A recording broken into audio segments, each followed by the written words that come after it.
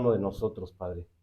Te suplicamos que estas palabras que hoy vamos a profundizar y conocer, Dios, puedan quedarse grabadas en nuestro corazón y asimismo transformen nuestra vida, Dios. Danos tu bendición, danos la victoria que Cristo consiguió en la cruz del Calvario, Dios, al derrotar al diablo, al mundo, al pecado y a nuestra propia naturaleza humana.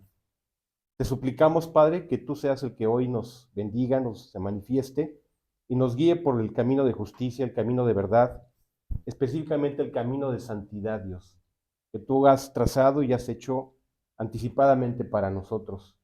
Señor, pues que tú seas hoy el Maestro, que el Espíritu Santo nos enseñe todas las cosas, que podamos profundizar y apropiar y en ese sentido transformar tú y tu poder y tu gracia, transformar nuestra vida, Padre.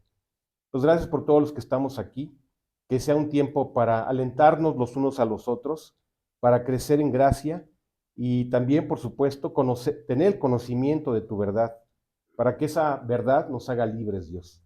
Te lo pedimos, Señor. Tú pon las palabras, guíanos y transforma nuestra vida. Te lo pedimos en el nombre de Cristo Jesús. Amén. Amén. Amén, amén, amén. Ok, bueno. Bien, pues acuérdense que estamos viendo los atributos de Dios. Los atributos de Dios definen a Dios. Los atributos de Dios son las características que como ser eterno, ser creador, ser amoroso, Dios tiene y manifestó hacia nosotros, ¿verdad? O sea, Dios es, Dios era y Dios será. Pero hubo un plan que no solamente implicaba salvarnos, sino también transformarnos. Que tú y yo nos demos cuenta, viéndonos en un espejo, pues en un espejo tú te ves tal cual eres, ¿verdad? Y eso, bueno, así son mis ojos, así es mi boca, así es mi cabello, bueno, ahí te ves tal cual. Pues, ¿qué crees? Que la palabra es el espejo del alma, es el espejo espiritual. Y en la palabra tú te observas y fíjate, lo más maravilloso, por ahí dice el mundo, la gente interpreta de acuerdo al cristal por el que se mira. Bueno, aquí no hay relatividad ni por supuesto relativismos. La palabra de Dios es verdad y entonces cuando nos mostramos, nos presentamos delante de la palabra refleja nuestro ser, refleja nuestra realidad o más bien, la realidad puede ser conflictiva, ¿no? Acuérdense que aquí no hay muchas verdades, no es tu verdad, mi verdad y la de Juan y la de quien sea, no. Aquí es la verdad de Dios, pero nosotros tenemos realidades, son cosas distintas, ¿no? O sea, la realidad de Haití es que es el país más pobre del mundo. Esa es la verdad, uno de los países más pobres del mundo, pero no significa que su modelo de realidad sea lo correcto, o sea lo verdadero, o sea lo aspiracional de todos los países, ¿sí te das cuenta? O sea, la realidad en los estados iba a decir, ya me voy a meter en problemas. En Sinaloa, por ejemplo, es que hay mucha violencia, ¿verdad? Y ya no me meto más en eso. Pero eso no significa que eso sea la verdad. La verdad es que hay un estado de justicia, un estado de derecho, un estado de legalidad, ¿sí me explico? Entonces, para que entendamos la diferencia entre realidad y verdad. Entonces, sí, lo que sí es que cada uno de nosotros tenemos diferentes realidades, claro que sí, pero eso no significa que sea la verdad. ¿Sí? La verdad es Dios. ¿Ok? Bien, bueno. Entonces, el día de hoy vamos a continuar con los atributos de Dios, las características de su personalidad, de su esencia, de su ser. Eso es lo que estoy tratando de escribir. Y hoy nos toca ver uno de las más importantes, trascendentes y bondades de Dios. Dios tiene amor y ese amor es inmenso. O sea, si lo quisiéramos dimensionar, dice que no hay forma, es inmensurable el amor de Dios. O sea, el amor de Dios es tan grande, tan eterno, tan vasto, tan suficiente, que la verdad es que no se le puede dimensionar. Es inmensurable su amor hacia ti. O sea, es lo que de verdad tenemos que entender, creer y aceptar. Dios me ama con amor eterno.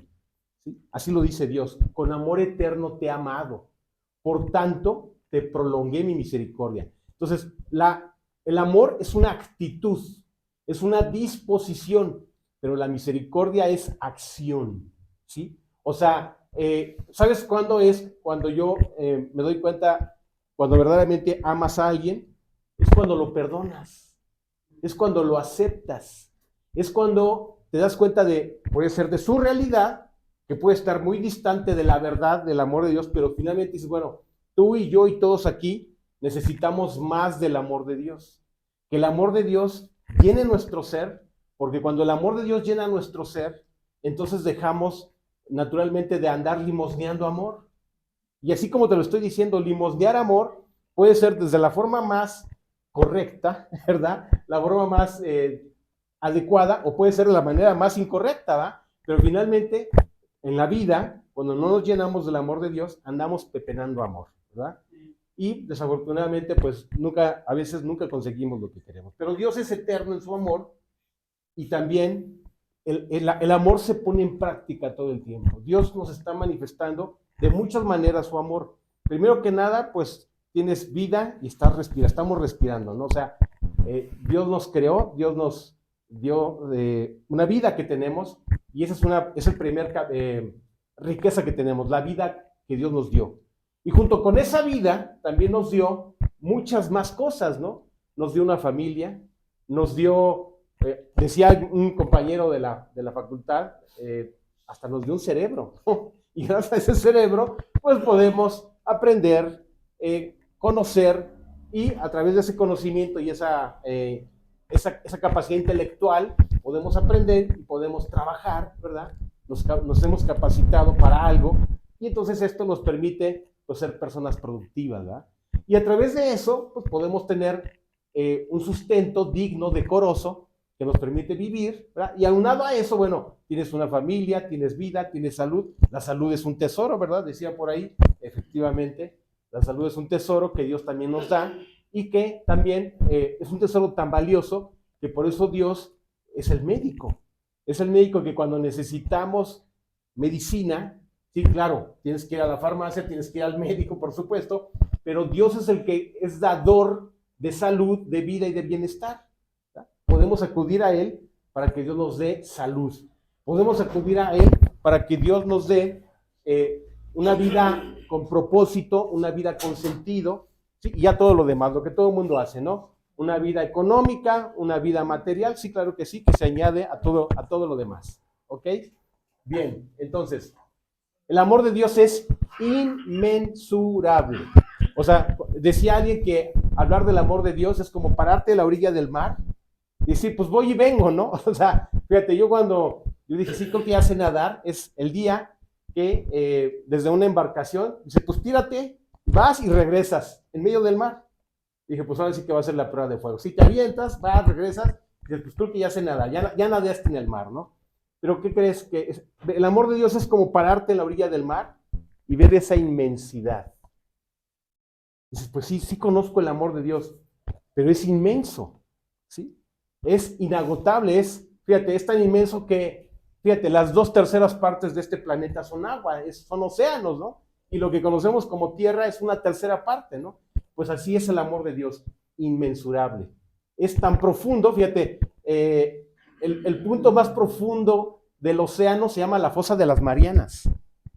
Dice ya, y son 11 kilómetros de profundidad. Fíjate nada más, ¿no?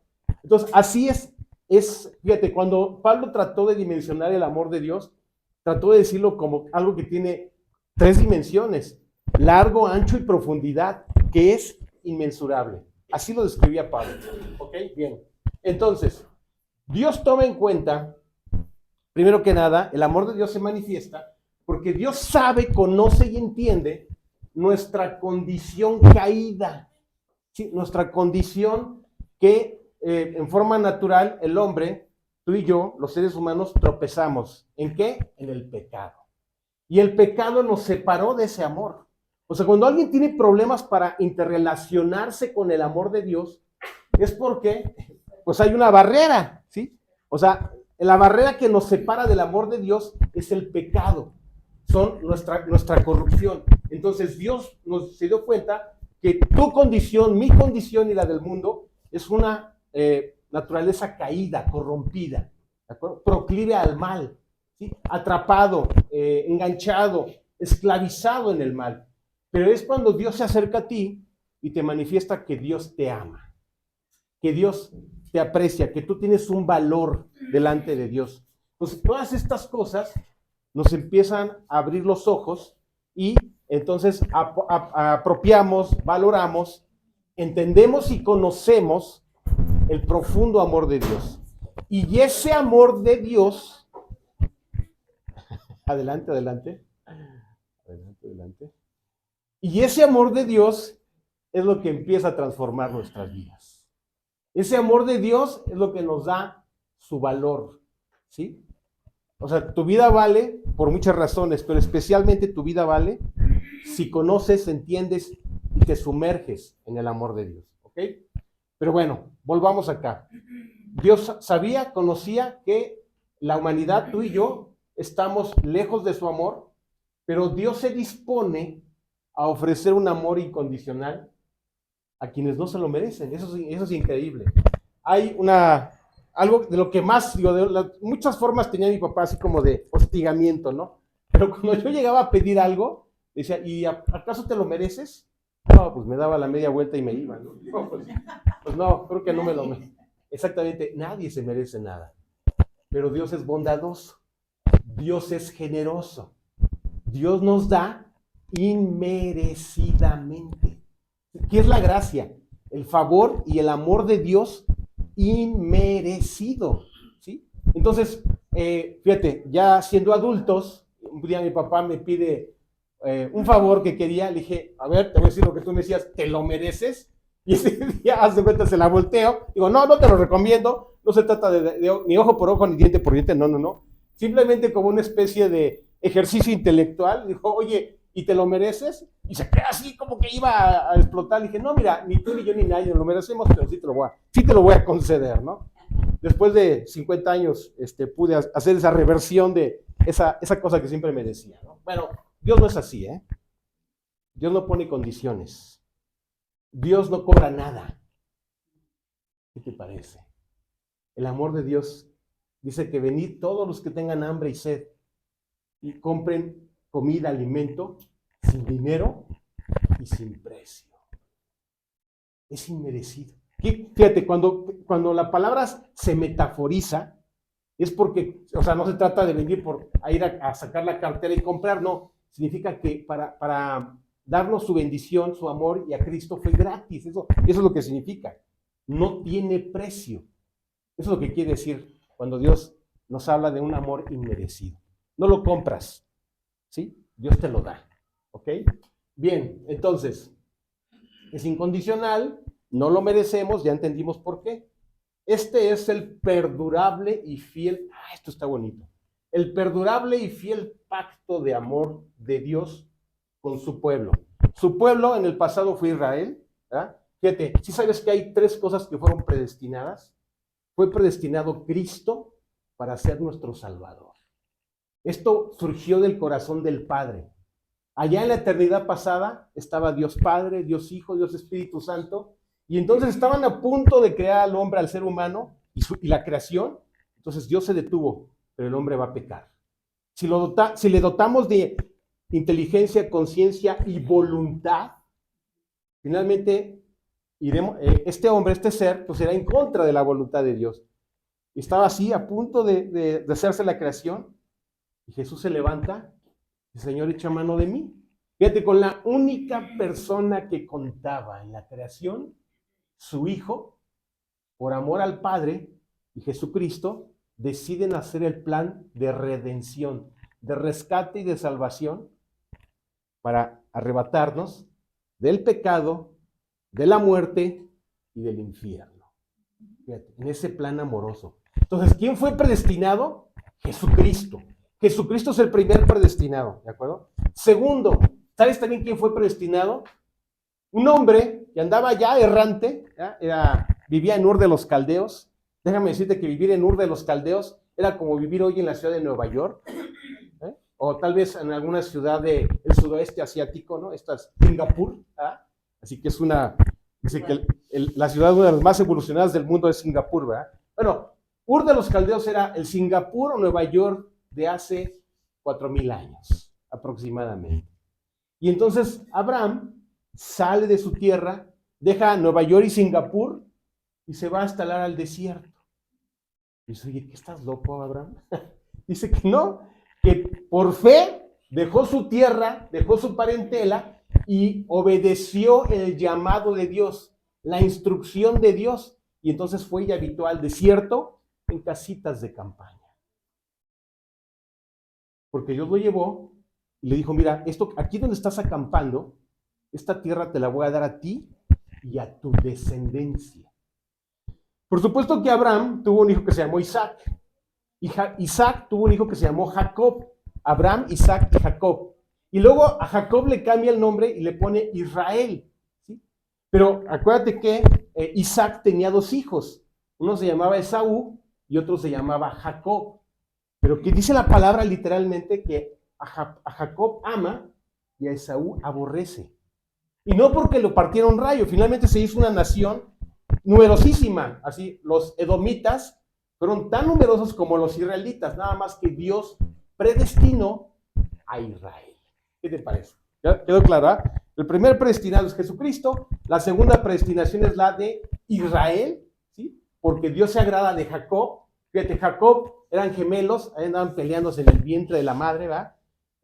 Iban a hacer uno y se estaban jaloneando, fíjate, para ver quién hacía primero, y finalmente el que sale es el que era gordito, el gordito era el gordo, era Esaú, exactamente, y después sale Jacob, ¿verdad? Pero ya se estaban peleando y siempre y hasta el día de hoy fíjate, ¿sabías que los descendientes de Jacob y de Esaú hasta el día de hoy se odian? Unos son judíos y otros son árabes. ¿Qué te parece? ¿No? Eso fue ahora sí que fue la herencia maldita. Bueno, pues ¿qué crees? Que sí, Dios predestinó a Israel. Y lo tercero que fue predestinado fue que a partir de que tú conociste a Cristo, Jesús es tu Salvador y Jesús está dentro de tu corazón, ha sido predestinado todo lo bueno, todo lo justo y todo lo santo que Dios quiere hacer en tu vida. ¿Qué te parece? Ya está predestinado, ¿sí? Todas las cosas buenas han sido predestinadas. Dices, oye, ¿y por qué a veces yo no me veo ni tan justo, ni tan bueno, ni tan santo? Es muy sencillo. Porque lo primero que hay que hacer es buscar el reino de Dios y su justicia, y todas esas cosas, lo demás, será añadido. Pero cuando vivimos en una ansiedad, en un afán por el mundo no quiere decir que necesariamente andar haciendo cosas malas en la noche en el mundo, no. El afán por el mundo muchas veces es la ansiedad. ¿Qué voy a comer? ¿Qué voy a vestir? ¿Dónde voy a habitar? Si te das cuenta, no son cosas necesariamente malas, ¿sí? Es lo que todo el mundo busca. Pero lo que Dios quiere es que tú y yo primero busquemos el reino de Dios, así, vamos a decirlo así, si pudiésemos definir el reino de los cielos es amor. El que lo gobierna, el que lo dirige, el primogénito y el padre, en esencia son amor. Entonces, cuando tú buscas a Dios y a su Hijo por amor y en amor, entonces todo lo demás, la comida, el abrigo, el sustento, ¿y dónde vas a vivir? Dios ya lo tiene todo contemplado. Estoy hablando nada más de lo material, pero lo primordial, lo accesorio, lo principal es que Dios va a ir transformando tu ser para que seamos libres, verdaderamente libres.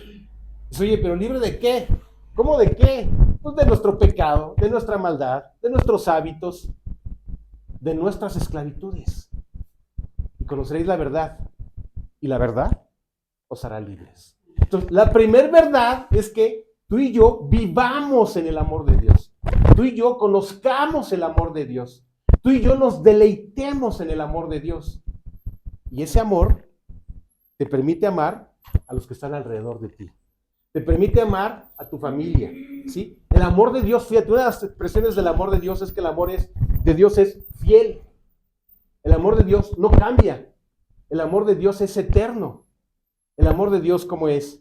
Todo lo acepta, todo lo perdona, todo lo sufre, ¿sí? Y nunca deja de ser, ¿ok? Bien, entonces, ahí está, fíjate, este parrafito lo que costó explicar, ¿no? El amor de Dios es perdurable y es fiel. Ese pacto, esa predestinación, ese amor de Dios con su pueblo, en este caso Israel. Israel originalmente es el árbol natural, ¿sí? Y la iglesia es la rama injertada, ¿verdad? Si has visto en Veracruz lo hacen mucho, de repente injertan mandarina con naranja y salen unas cosas muy chidas. ¿Cómo le dicen? Tangerina. Tangerina. Exactamente. Gracias por la ilustración, ¿eh? Entonces imagínate, la iglesia es el injerto, ¿sí? Que está recibiendo la savia del árbol natural. Entonces, la iglesia, perdón, el pueblo de Dios es Israel y la iglesia. Oye, pero esos judíos malvados lo crucificaron y no le creen. Bueno, espérate, o sea, esa generación, fíjate, cuando los judíos están diciendo, oye, entonces, ¿qué hago de su rey? Fíjate, estaba así el Poncio Pilatos, ¿qué hago de su rey? No, crucifícalo.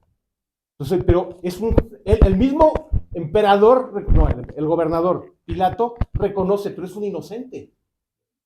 Y dicen ellos que su sangre caiga sobre nosotros y sobre nuestro. Así como tú y yo dijimos, sí, que la bendita sangre de Cristo me lave y me limpie. Ellos lo dijeron, pero al revés, a la mala, ¿me entiendes? O sea, yo soy culpable, sí, yo soy culpable. Y va a haber consecuencia, que haya consecuencia. Y que hasta el día de hoy les ha ido mal, ¿sí? Pero que hay un remanente, porque fíjate, en ese amor y en esa fidelidad, Dios siempre en cada generación deja un remanente fiel. O sea, te lo explico literal y metafórico. O sea, hay un remanente cuando tú, si tienes algún negocio, ¿cuál fue el remanente del negocio? Pues es la ganancia, ¿verdad? Después de hacer el balance, el remanente es tanto. Ah, eso fue la ganancia, ¿sí? O es el circulante, bueno, no me voy a meter en más problemas. Ok, pero ¿qué crees? Que Dios también dejó un remanente en los judíos.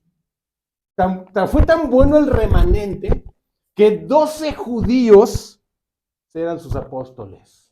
Fíjate nada más, 12 judíos. Todos eran judíos, ¿sí? Y luego Pablo, fíjate, Pablo era el multifacético, ¿no? Porque Pablo era judío, pero también era ciudadano romano. Y su cultura era griega. Fíjate nada más, se voló la barda en un sentido, ¿no? Por su origen, ¿sí? Pues, ¿qué crees? Que esos 12 apóstoles más el abortivo, pues, no ofendas a Pablo. No, espérame, yo no lo dije, lo dijo él. Más el abortivo, esos 13 apóstoles judíos fueron el remanente fiel. ¿Sí me entiendes? Ellos son el remanente fiel. Luego, claro, ya llegó Timoteo, llegó Lucas, y esos amigos eran griegos. Pero Dios siempre se mantuvo con los pilares de la iglesia, y entiéndase como iglesia, no algo que está hecho de pared y techo, no, eso no es la iglesia. La iglesia es el conjunto de creyentes que tienen una característica: han nacido de nuevo. Y ese nacimiento es porque recibieron a Cristo en su corazón, porque le dijeron a Dios: Señor, yo soy un pecador y necesito un Salvador que me limpie, me perdone y me salve. Y ellos son la iglesia, ¿sí? Entiéndase, ¿eh? ¿Esto qué significa? Ok, bueno, vamos explicando poco a poco, ¿sí? Y mira este salmo, mira lo que nos dice el Salmo 17:7. Tú que salvas con tu diestra, acuérdate, la diestra de Dios es diestra de justicia, es diestra poderosa. ¿Sí? Fue el poder que le dio a Cristo para que, fíjate, estaba viendo al diablo cara a cara y el diablo tentándolo. Su sueño loco de toda la vida: corrómpete para que seas como yo. Y ahí está tentándolo. Y lo vence. Cara a cara, en este mundo, en un cuerpo de carne, y lo vence. Fíjate nada, ¿verdad? Bueno, es la diestra de justicia, es la diestra de Dios, ¿verdad? Tú que salvas con tu diestra a los que te buscan escapar de sus adversarios, dame una muestra de tu gran amor. Qué bueno. Esto es un salmo de David.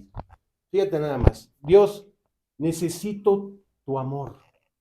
Porque el que se sabe amado, déjame decirte una cosa, es seguro. El que se sabe amado es fuerte. El que se sabe amado es íntegro. ¿Qué te parece? ¿Qué necesitamos? El amor de Dios. ¿sí? El que cree en el amor de Dios no practica el pecado. Claro, una cosa es pecar y otra cosa es practicar el pecado. Vamos a hacer la diferencia. Pues pecar, si a rato venía y alguien pasó con su carro y casi me... No, no pasó eso, es un ejemplo metafórico, hipotético, perdón. Y llegó y me dijo, no, paso primero y casi chocamos, ¿verdad? Pues ciertamente me enojo, ¿verdad? Yo que también, si con mi triciclo me enojaba cuando en el kinder se me cerraba, pues imagínate ahora, ¿no? Bueno, estoy jugando. Es ejemplo hipotético. Pues sí, obviamente, pues se produce un pecado que se llama enojo, ¿verdad? Bueno, pecar todos, seguimos pecando. Pero vivir en pecado es que a conciencia y a sabiendas que esa práctica es contraria a la bondad, a la justicia, a la fe y a la santidad, dices, pues yo voy por ese camino, ¿no? Pues eso es vivir en pecado, ¿sí? Entonces, si tenemos el amor de Dios rompe ataduras. El amor de Dios cambia nuestro ser, transforma nuestra mente, nuestro cuerpo, nuestra alma, para ser guardados irreprensibles en la santidad de Dios. La santidad de Dios es infalsificable. La santidad de Dios no se puede copiar, ¿sabías? No se puede. Y el que trata de copiarlo es religioso, pero eso no sirve de nada. Es una falsificación. Para ser santos, tenemos que tener comunión, una unión común, espiritual, con el ser que nos ama. Y a través de Jesucristo. ¿Ok? Bien, entonces dame una muestra de tu gran amor. Sí, todo el tiempo Dios nos ha dado, nos dio y nos dará muestras de su gran amor. Aquí hay una condición, búscalo. Búscalo, ¿verdad? O sea, porque si no buscas el amor de Dios, oye, así a kilómetros de distancia, pues no se ama, ¿verdad? O sea, es imposible. Tienes que estar escuchando en comunión cerca de la persona que amas. ¿Sí? Así como dos personas que se aman y están juntos, pues también con Dios hay que estar en comunión con ese amor que es el de Dios. ¿Ok? Vámonos, Tarito, por favor. ¿Quieres leer, Tarito, eso?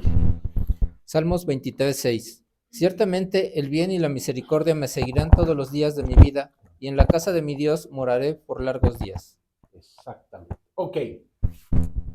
Fíjate, el amor en acción, el amor práctico, tiene nombre y definición. Misericordia.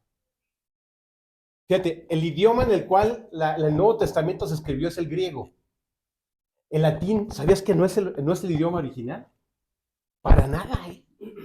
O sea, eso fue los romanos que dijeron, oye, yo quiero conocerlo para tenerlo así como controlado, ¿no? Pero originalmente no está en latín. La Biblia del Nuevo Testamento no está en latín, está en griego.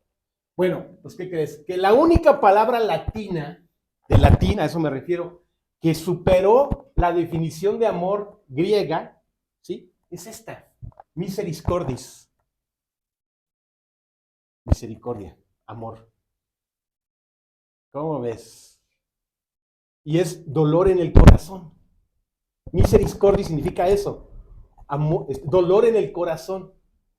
Porque todo aquel que ama, fíjate, dice la palabra, el amor es sufrido.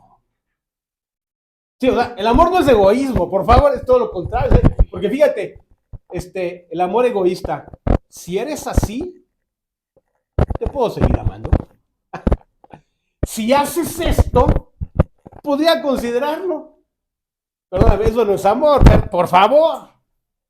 Eso es condición. Y claro, así como en un negocio hay dos contrapartes, ¿verdad? Que tú pones el bien, yo pongo el dinero, el poner condiciones es exactamente lo mismo. O sea, ese amor, déjame decirlo así, entre comillas, es como mercancía. Si pones, doy. Si haces, hago. Si esto, o sea, poner condiciones. O sea, el amor condicional, pues eso no es amor, ¿sí? Pero hay otro amor que es el amor, más bien, el amor sí, entre comillas digo amor, ¿eh? El amor sí, el que condiciona. Luego, el amor porque, hay otro tipo de amor, porque eres mi hijo. O sea, te amo porque hay una condición, hay una razón biológica, genética y todo lo de legal, biológica, genética, legal, porque eres mi hijo. Pero porque lo eres. Si no lo fueras, pues no, ¿verdad? ¿Qué te parece? Pero hay un amor que es a pesar de. Dices, ¿pero qué estás diciendo? Sí, un amor a pesar de lo que somos. Un amor a pesar de lo que hacemos. Un amor a pesar de nuestras faltas, debilidades y tendencias. Y ese es el amor de Dios. El amor que es a pesar de todo. Y entonces aquí está esta palabra, misericordis. Y el que ama, sufre. El amor es sufrido. Porque si todo va a ser felicidad, miel y color de rosa, eso es una emoción. Claro, se vale tener esas emociones que en un sentido, al principio de nuestras vidas, ¿verdad? ¿Sí? O sea, cuando hay una etapa en donde la madre es una fantasía que vive con el hijo, ¿no? O sea, es todo. Pero después la criatura empieza a crecer, empieza a dar problemas, saca malas calificaciones, ya le pegó a Juanito, ay, este chamaco latón, ay, este ya me reprobó una materia, ya se fue, ya empieza a crecer, ya se fue de pinta, y ay, qué escuincle va, y empieza a haber problemas. Y si a mí como me lo dijeron es, si no entiendes, ¿sí? Pues ya no va a haber domingo, ya no va a haber paseo, ya no va a haber recompensa, ya no va a haber nada, ¿eh? Un día sí me lo dijeron, claro, ya no era niño, ya era un adolescente, te vas de la casa, maestro. ¿No te lo dijeron? A mí sí, ¿eh? En algún momento. Te vas, ¿eh? No voy a estar manteniendo a... Y empezaban a decir la lista, esta censurada, no lo puedo decir aquí, ¿no? En fin, ¿qué crees? Dios no es así. Es por eso que cuando religiosamente nos dicen, Dios es como tu padre, ¿qué? No quiero saber nada. Es como mi padre, no quiero saber nada. Sí, porque ese concepto de padre está deformado. Está hasta corrompido, Dios mío. Está malinterpretado, ¿no? Pero ¿qué crees? El Padre eterno, de él nace el amor. O sea, el Padre eterno es, en sí mismo, él es el amor, fíjate. Es lo que lo define. Y ese amor es eterno, es sufrido y tiene misericordia de ti, de mí y de todos. El padre es el padre y los papás son los papás. Qué gran diferencia.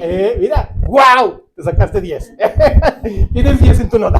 Así le digo a mis alumnos, ¿eh? Increíble. Perfecto. Increíble, sí. Perfectamente definido.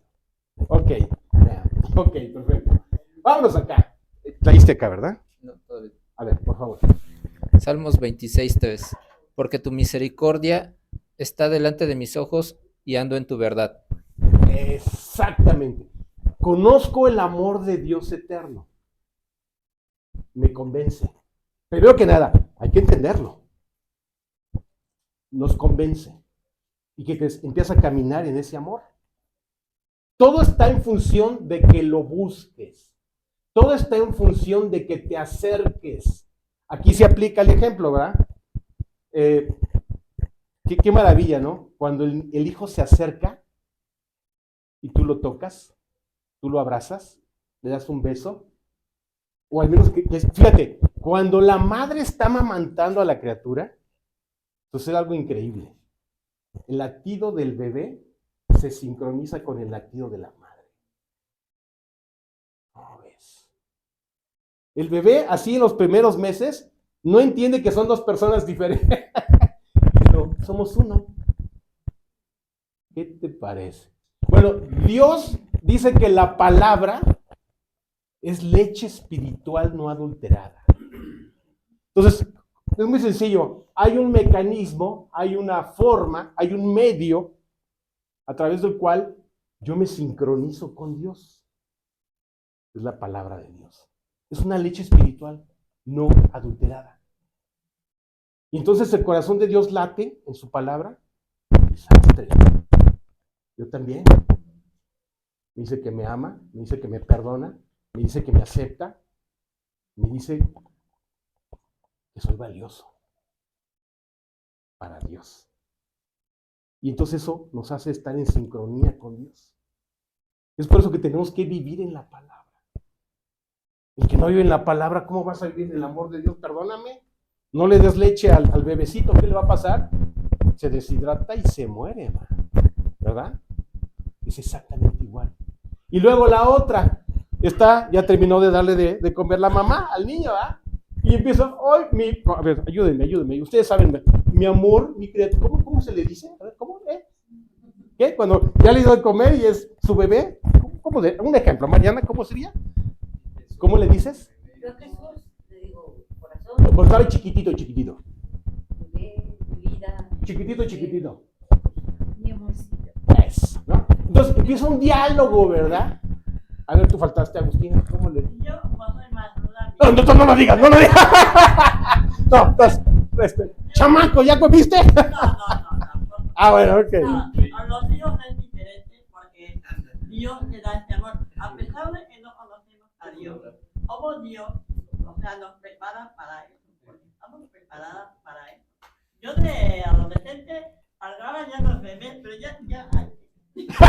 El que sigue, ok. Sí, de verdad. Correcto. Pero con mis hijos, no, con mis hijos, pues lo dictamos, pero. Exacto. Ahí está, ya, ahí con eso nos quedamos. Dar todo. ¿Sí? Entonces empieza un diálogo, ¿verdad? Alguna palabra, alguna frase, algún diálogo. Y entonces para nosotros, a esta edad, es la oración. ¿Qué te parece? Tenemos que vivir en oración, pidiendo al Padre. Hace rato que todos los días oro, ¿verdad? Le pedía mi trabajo. Ahorita se me cargó la mano, hay que sacar el trabajo. Mi negocio, Dios, por favor que funcione esto, porque si no empieza a haber pérdida, ¿verdad? El negocio. Dios, lo que voy a hacer ahorita, ¿verdad? Que haya profundidad en tus palabras, ¿sí? Y en fin, pones tu vida bajo los ojos de Dios. Guarda mi salud, guarda, en fin, y le pides por todo. Y entonces tienes paz.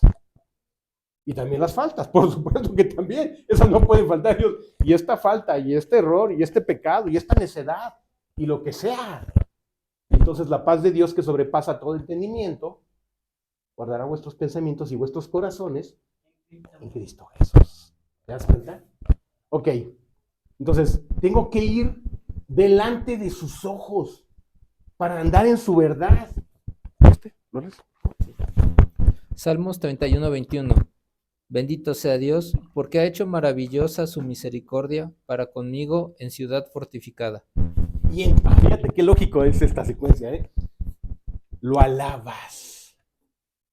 Bendito seas Dios, porque me amas, me aceptas, me perdonas, me valoras, me sustentas, me provees, me cuidas, me proteges.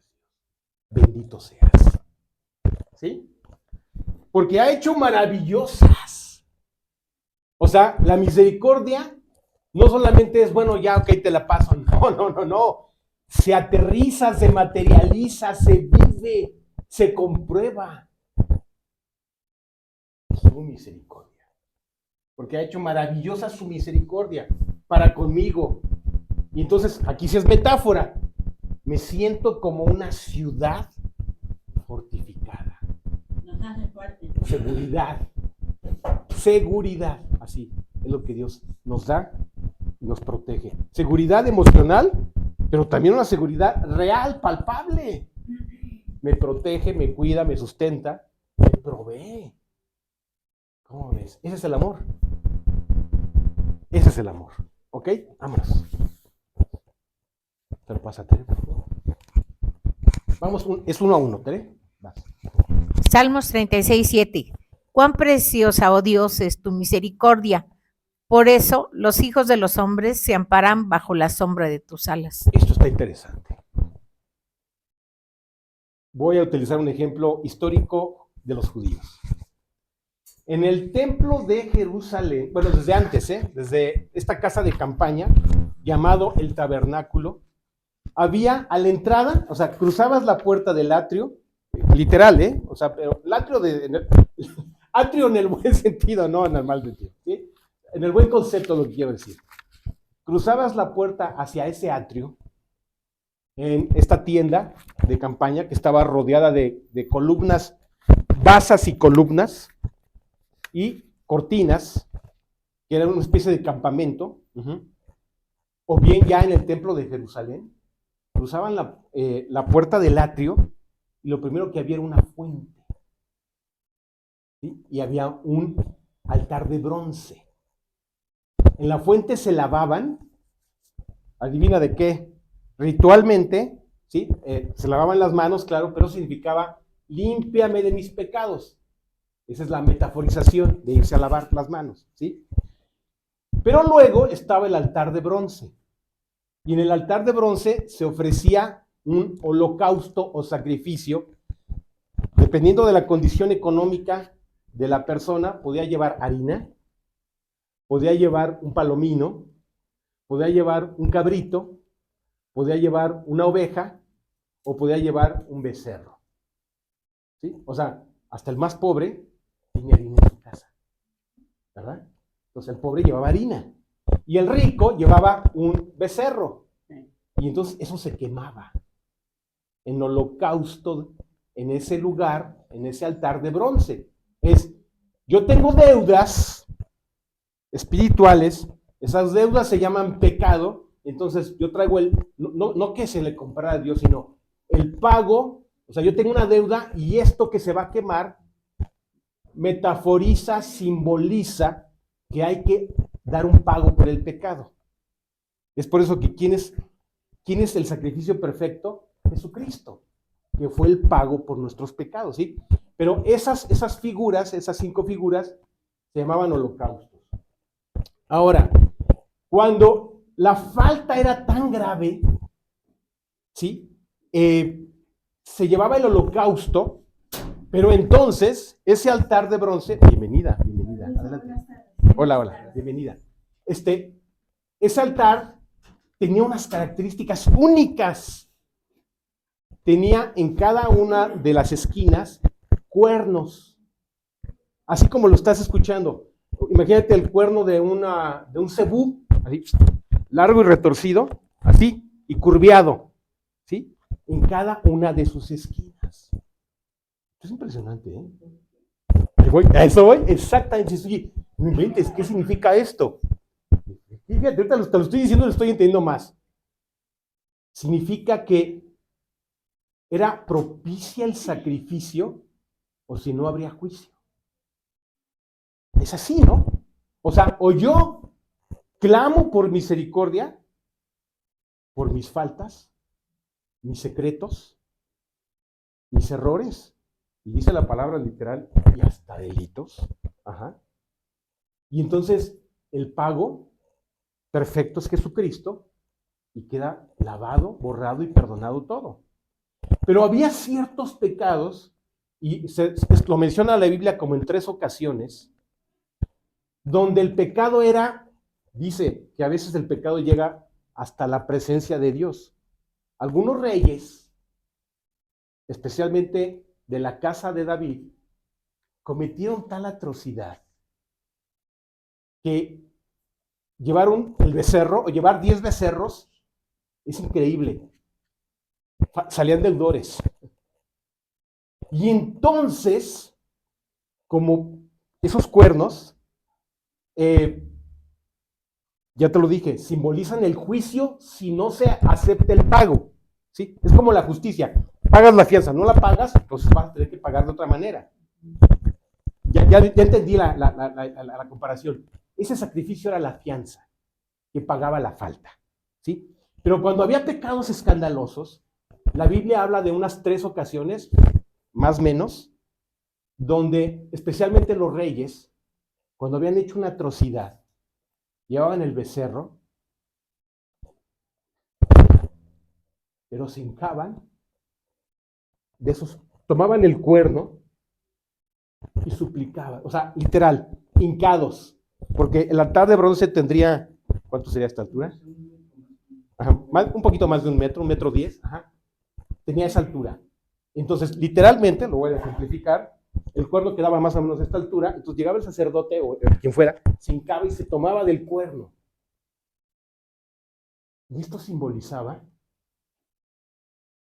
que reconocían la gravedad de su pecado. Y entonces pasaba una o dos cosas. Perdón, de dos cosas una. Dios se daba cuenta del arrepentimiento y de la súplica que estaba haciendo el que imploraba el perdón, hincado, tomándose de los cuernos. Pues, aquí es donde se había, aquí es donde habría un poquito de contrariedad. No me acuerdo si era de uno o del otro, pero al menos era de uno, ¿sí? Ya me acordé, o incluso era de los dos. Cuando eran los dos cuernos, ya te imaginarás, era lo más grave. En su mayoría, Dios se compadecía. El que estaba ahí llorando, suplicando, agarrado de los cuernos, Dios se complacía y se compadecía. Pero hay una ocasión, y es por eso que hay que leer la Biblia, porque cuando yo lo expreso a veces me puedo quedar corto. Está el tipo ahí agarrado, llegan los alguaciles, ya te imaginarás lo que sucede. Los alguaciles usaban lanzas. Y entonces, ahí la dejo. ¿Sí? Pero la mayoría de las veces, siempre, cuando el suplicante llegaba y se tomaba de los dos cuernos, Dios lo perdonaba. Lo perdonaba. Y te lo voy a decir exactamente. Si es una ocasión donde pasa lo contrario. Y vas a decir, oye, ¿entonces Dios no perdona? No, sí perdona. Pero ¿sabes por qué pasó esta acción? Porque su arrepentimiento no era sincero. Porque estaba simulando el favor, la súplica, ¿sí? De perdóname. Pero Dios que se pesa las almas, pesa los corazones, las intenciones, los pensamientos. Y Dios no ve lo que ve el ojo, porque Dios ve lo que hay en el corazón. En una sola ocasión, acaba con esa persona. ¿Sí? ¿Sí te das cuenta? O sea, ¿qué te quiero decir con toda esta? Porque ya me metí en una cosa profunda y compleja, ¿no? ¿Qué te quiero decir con todo esto? Que si clamamos, que si suplicamos, que si pedimos y nos arrepentimos, Dios perdona cualquier cosa. Que Dios como tú, que olvida el pecado y del remanente de su heredad, no retuvo para siempre su enojo, porque se deleita en misericordia.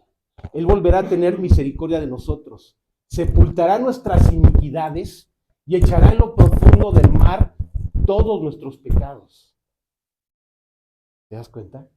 O sea, la misericordia de Dios es infinita y eterna, sí, pero hay una condición, que la persona sea honesta. ¿Sí te das cuenta? O sea, el problema no es Dios, porque Dios la ofrece, Dios la da, Dios la otorga. Pero si la persona no la acepta, no la clama, no la pide, no la valora, pues para esa persona no hay misericordia. ¿Sí? Creo que sí, ¿valió la pena darle tantas vueltas a esto? Dime. Ah, pensé que estaba preguntando. ¿Sí? O sea, cuando me meto en temas, por eso me voy con cuidado, porque luego me meto y yo, ¿cómo salgo de esta situación, verdad? Pero sí quedó claro, sí se entendió. La misericordia sigue, ¿eh? La misericordia la misericordia no se agota. La misericordia de Dios es perfecta, es eterna. ¿Sí? Entonces, ¿cuáles son las limitantes a la misericordia de Dios? No ser honestos, no ser sinceros. Esa es una. Y la otra, una es nuestra decisión y la otra ni siquiera es nuestra decisión. Y la otra es el tiempo. Y te lo estoy diciendo bien. La misericordia de Dios es eterna, no está en el tiempo, pero tú y yo sí estamos en el tiempo. Y entonces, en nuestro tiempo, contamos con 24 horas, contamos con 7 días, contamos con 30 días, 30.4 el promedio, cada mes. Contamos con 52 semanas, o lo que es igual un año. Nuestras vidas están diseñadas conforme al tiempo. Desafortunadamente el tiempo es un recurso que termina. El tiempo no es eterno para nuestras vidas. Entonces, la misericordia está limitada al tiempo que tengas de vida aquí. Entonces, ¿qué hay que hacer? Aprovechar el tiempo para recibir esa misericordia. ¿Sí? Espero que, digo, a veces me meto a dar muchas vueltas, pero hay que aterrizar. Sí, dime.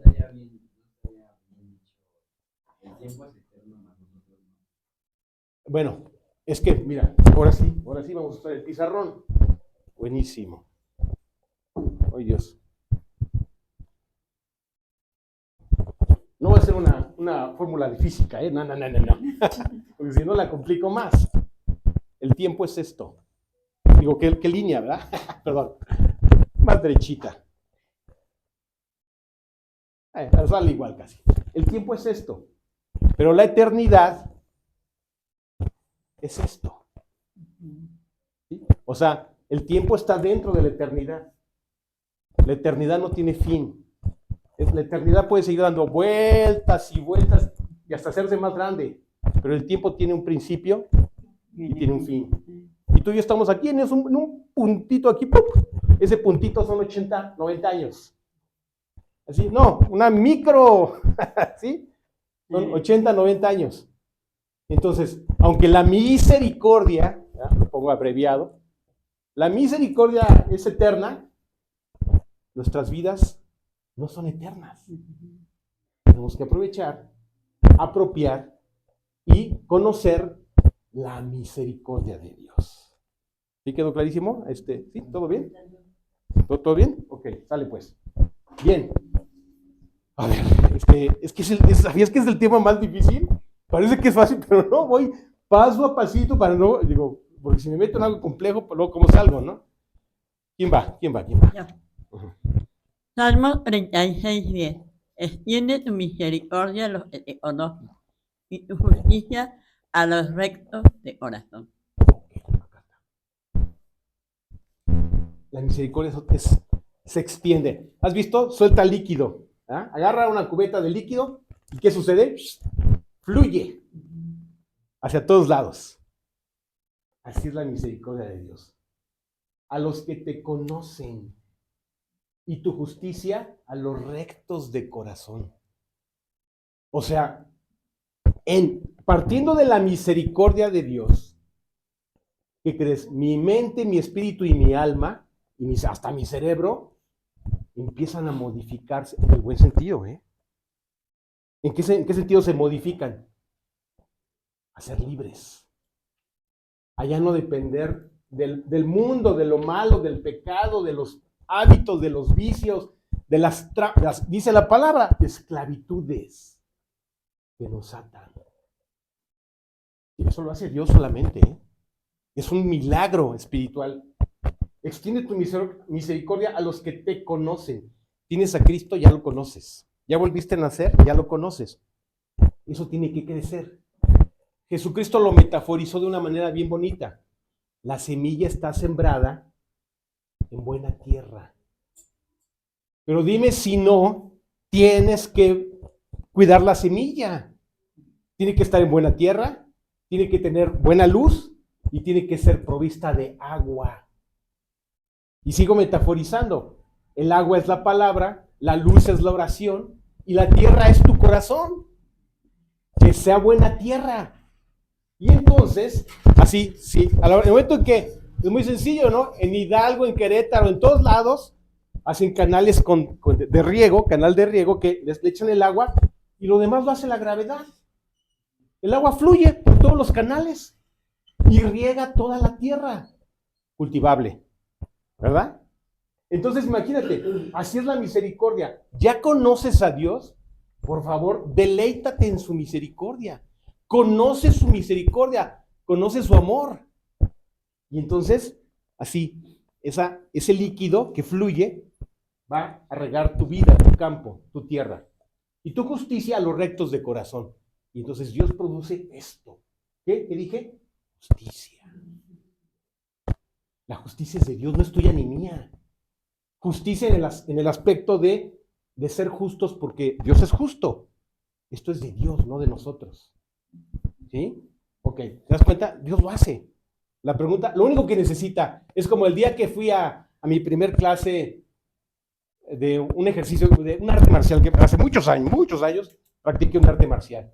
Llega el sensei, dice, a ver, ¿quieren hacer ejercicio, muchachitos? ¿Quieren? Pues hay que ejercitarse. Y van a ser buenos, ¿verdad? Pero va a ser una disciplina esto, dijo él. Bueno, esto no es un ejercicio, esto no es una técnica, esto es vida. Vida espiritual, vida eterna. Pues tenemos que andar en esto, o sea, recibiendo todos los días su misericordia. Vamos al que sigue. Salmos capítulo 40, versículo del 10 al 11. No descubrí tu justicia dentro de mi corazón. He publicado tu fidelidad y tu salvación. No oculté tu misericordia y tu verdad en grande asamblea. Dios, no te retengas de mí tus misericordias. Tu misericordia y tu verdad me guarden siempre. Ok, entonces, de manera práctica, la misericordia de Dios, que crees, si a ti te ha bendecido, guardado, fortalecido, es tu vida. Es como cuando tomas un té que te quita el mal estomacal. Es como cuando tomas la medicina que te quita el dolor de cabeza.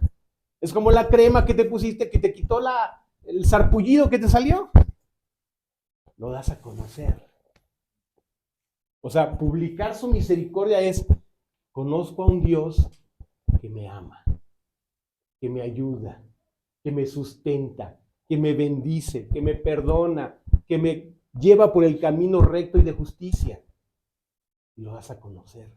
Que me quitó, yo era esto y ahora Dios me lo quitó y ahora vivo feliz, soy libre. O sea, tú lo das a conocer, esa misericordia se convierte en la razón de ser de tu vida. Y lo das a conocer, lo publicas, como lo está diciendo aquí el salmista, publicando tu fidelidad y tu salvación. No oculté tus misericordias. Dios es bueno. ¿Sí? Se los he dicho toda la vida. Mi estimación cuando entré a la pubertad es, si agarro el primer litro de alcohol, voy a terminar tirado en la calle. Me van a tener que ir a recoger de la calle. Así lo dije, me visualicé perfectamente. Pero después de tantos años, digo, Dios bendito seas. Porque tú me has dado tantas bendiciones por compasión,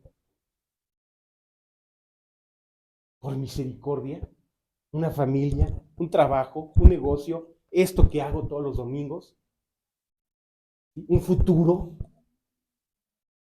al que visualizó en su pubertad que iba a terminar tirado en la calle, por el fondo que traía, por ser hijo de un alcohólico, o sea, muchas cosas que así, pues, hice mi balance y dije, no le veo mucha posibilidad. Mi trabajo que tanto me gusta, lo que Dios me permitió estudiar. O sea, tú publicas su misericordia, ¿no? Bien, 5 minutos. Gracias. ¿Sí te das cuenta? Eso tiene que ser natural. O sea, el hablar no es forzado, ¿eh? Tiene que ser natural, en gozo, en gratitud, ¿verdad?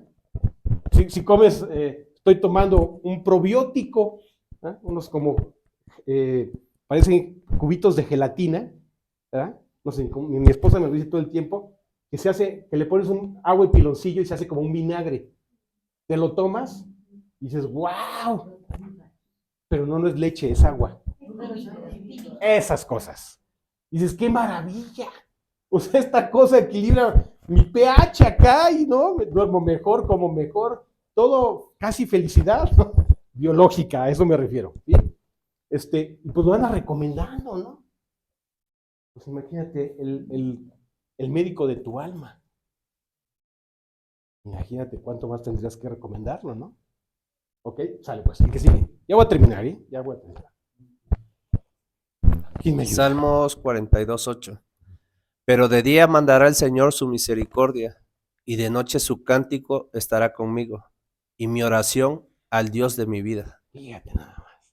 Y entonces tu oración que originalmente es te pido, te suplico, ayúdame, haz justicia, provéeme mi trabajo, mi salud, mi bienestar, mis hijos, le pides por todo, todo se vale, ¿eh?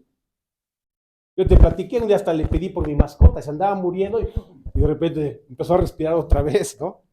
Pídele por todo. Y después de que le has pedido por todo, ¿sí? Entonces, que tu siguiente oración sea dándole gracias, Dios. Pero de día mandarás a Señor su misericordia y de noche su cántico. Qué bonito, ¿no? Le pides en la mañana todo lo que tú necesites, requieras y solicites. Y al menos ese día en la noche, o sea, te lo digo bien claro, de este negocio tenemos que hacer el balance con mi cliente, esto, lo otro. Dije, pues, ¿qué crees? Que te voy a penalizar, mano. Y ya se iba, dije, Dios, no hay un pleito, por favor, no hay un pleito. Y entonces de entrada así dice, ¿y por qué? Yo, ¿quieres que te diga por qué? Mira, porque faltó esto y esto, eran 5 cosas. ¿Qué crees, mano? ¿Te voy a penalizar? Dice, bueno, ok. Qué bueno que ya no te debo nada. Que ya te cobraste lo que tenía que ser. Y que estemos en paz. Dije, sí, cierto. Me dice, gracias, no, gracias a ti. Verdaderamente gracias a ti. Y todo fue en justicia, ¿me entiendes? Y entonces, hoy en la mañana, en la noche, no, ya muy cansado, hoy en la mañana dije, Dios, gracias, gracias, gracias, Dios. Se hizo justicia, no hubo un pleito y terminé en paz con esta persona. Maravilloso Dios.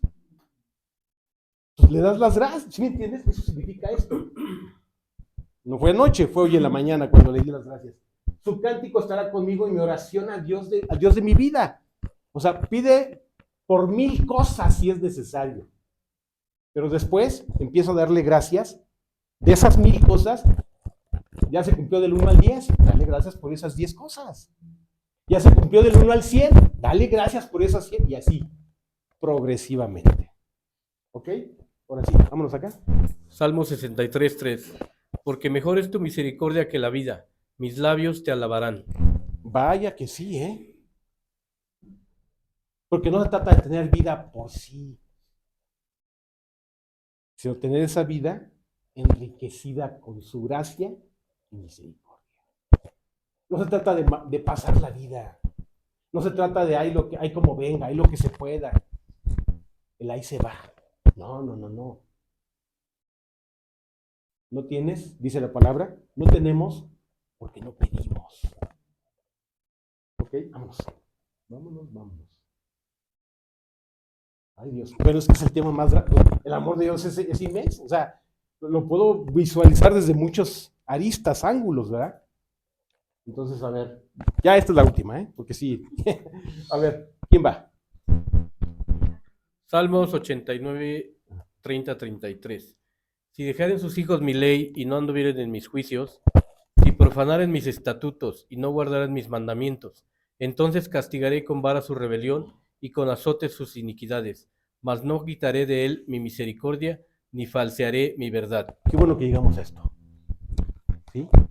O sea, yo creo que el hijo más amado, un día le dices, escucha bien, porque no te lo quiero repetir 10 veces. Y entonces eso se llama inteligentemente poner límites. ¿Qué crees, mi hijo? De aquí no vas a pasar. Y no es, quiero estar en paz en la casa. No. La paz es para ti. La dignidad es para ti. El bienestar es para ti. No el que yo diga, no quiero venir a... Fíjate, si has visto, qué horrible, ¿no? Así, caras tatuadas así, ¿no? Vean los malas salvatruchas, ¿no? Tatuados aquí, tatuados acá, nada más faltan algunos hasta cuernos se ponen, ¿no? Dice, oye, por favor, o sea, no hay mucho que describirnos, ¿no? Ellos solitos, ¿sí me entiendes? Estoy hablando de un caso extremo. O sea, no están planchados o no están etiquetados así, literal y física. No, el estigma es de acá. La marca es de acá. y que nada más se manifiesta con acá, así, así, hasta los cuernos, si es necesario, ¿no? Estoy poniendo ejemplos. Por eso es bueno poner límites. Y entonces cuando pones el límite, dices, no lo pases. ¿Sabías que en mi familia hay límites? Papá, mamá, hijos, suegros, esposo, esposa. Es bueno poner límites. Es decir, de aquí y es así. Y si tú traspasas esta línea, entonces vamos a tener problemas. Entonces, ¿qué crees? Que esto surgió de Dios. Entonces, cuando hay rebelión, es ir en contra de lo establecido en justicia y correctamente. Oye, no. Aquí sales deudor, man. Aquí pasaste la línea.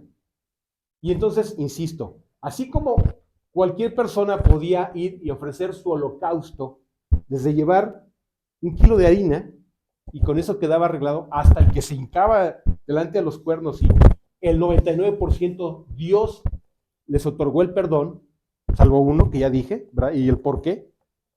Así también, fíjate que el castigo no es como los griegos pensaban. La estatua más portentosa de Zeus, estoy hablando de Grecia hace 4,000 años, ¿sí?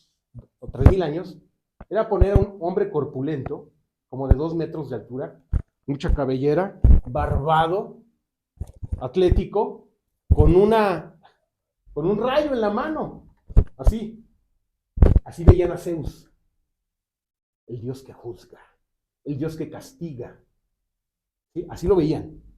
Entonces, cuando llega Pablo y todos los hombres de Dios dicen, no, Dios es amor y Dios es misericordia y se deleita en esa misericordia.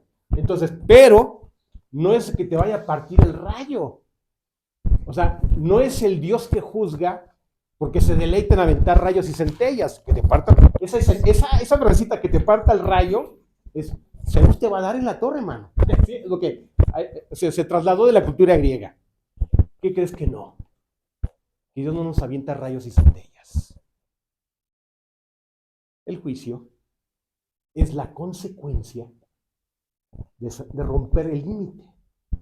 La destrucción llega precisamente cuando vamos más allá de lo establecido por Dios, no por papá o no por mamá, que claro, papá y mamá pueden ser instrumentos para poner esos límites al principio, y a los demás lo tiene que poner uno mismo. Los pactos que se hacen de amor, de fidelidad, de etcétera, etcétera. Pero cuando se traspasa esa línea, entonces no es que te parta el rayo. El pecado no viene sino para hurtar, para robar, para matar y para destruir. Ese es el rayo que ahora sí que el rayo que yo mismo me doy, me pongo, ¿sí? Sin embargo, entonces castiga. Espérame, y una cosa, fíjate, no dice la palabra rayos y centellas, dice vara. Fíjate qué nobleza. A varazos, hasta ahorita, a nadie se le quita la vida. La vara no sirve para eso. Perdónenme, a veces soy medio rudo en mis ejemplos, pero es pedagogía y tratando de explicar los sentidos y significados, ¿sí? No, la vara es la corrección.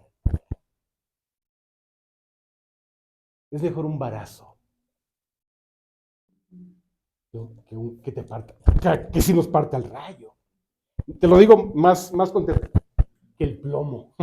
Y ahí lo dejo.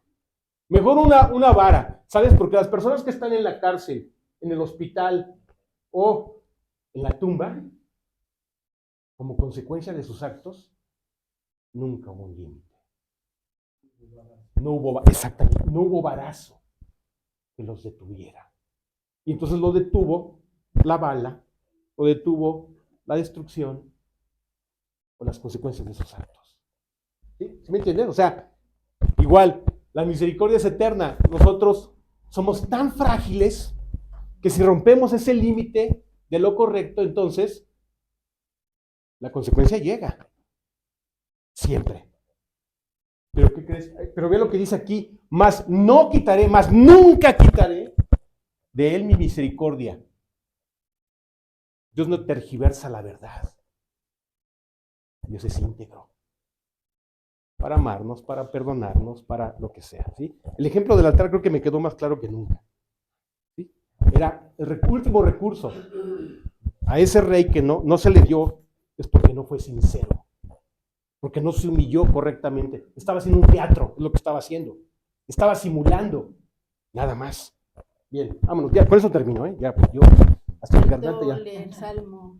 ¿Qué faltó? ¿Este? Salmo 103. Ah, el que va, por favorcito. Salmo 103, 4. El que rescata del hoyo tu vida, el que te corona de favores y misericordias. ¿Sí te das cuenta cómo pasamos de lo light, ligero, a lo extremo? Pero nunca deja de existir la misericordia. No se desvanece, no se borra ni se olvida, ¿sí? O sea, Dios, estoy en el abismo, estoy así, ahogado, hundido. Nunca dejas de clamar, nunca.